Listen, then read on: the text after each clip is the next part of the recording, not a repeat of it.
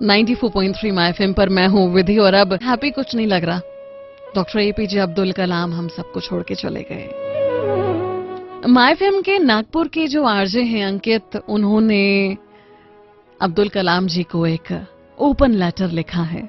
Letter कुछ कहता है कि प्रिय कलाम साहब, आपके जाने का दुख बहुत है मुझे, लेकिन गुस्सा भी बहुत आ रहा है। आप ये क्या सिखाकर चले गए? आपने जीवन में सिर्फ 2 छुट्टियां ली। आप तो प्रेसिडेंट ऑफ इंडिया थे, आराम कर सकते थे, फिर ये काम की रट क्यों लगाए रहे? सबसे पहली बात, आप नेता ही क्यों बने? क्या कोई नेता पढ़ा लिखा होता है?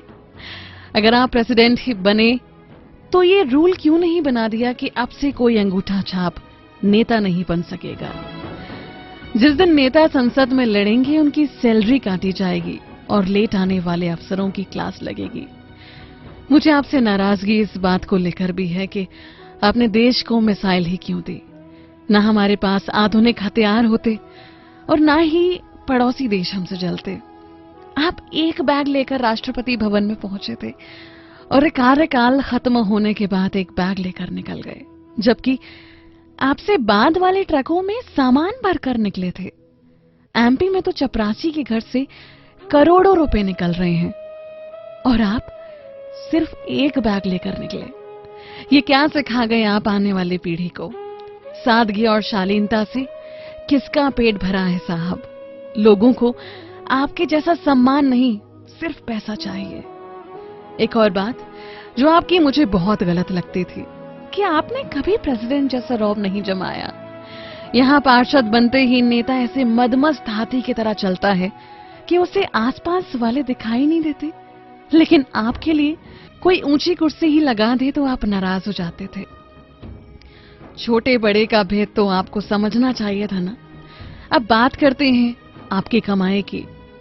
जितना मुझे पता है, देश के राष्ट्रपति को लाख रुपए से ज्यादा की सैलरी हर महीने मिलती है और सुविधाएं अलग से। सरकार पैसे देती है खुद पर खर्च करने के लिए, ऐशो आराम और मौज मस्ती के लिए, लेकिन आपने सारी सैलरी एनजीओ को दान दे दी। यहां तक जब आपके घर वाले दिल्ली घूमने आए तो उन पर हुआ खर्च भी आपने अपनी सैलरी से ही दिया। एक बार हुक्म तो देते, सब कुछ फ्री में हो जाता। आज का नौजवान वैसे ही पॉलिटिक्स में नहीं आता और अगर आप जैसे 2-3 प्रेसिडेंट और आ गए तो नौजवानों का नेतागिरी से विश्वास ही उठ जाएगा।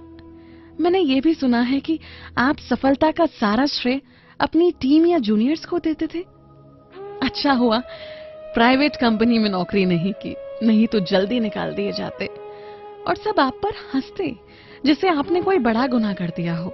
शिकायतों की ये लिस्ट बहुत लंबी है कलाम साहब। हमें पता है आप लौट कर आओगे, लेकिन अगली बार प्लीज मेरी शिकायतों की लिस्ट याद रखना। या तो हमें अच्छाई ना सिखाना, और अगर सिखाओ तो भारत के भाग्य विधाता तुम ही बनना। आप हमेशा जियोगे हमारे दिल में कलाम साहब।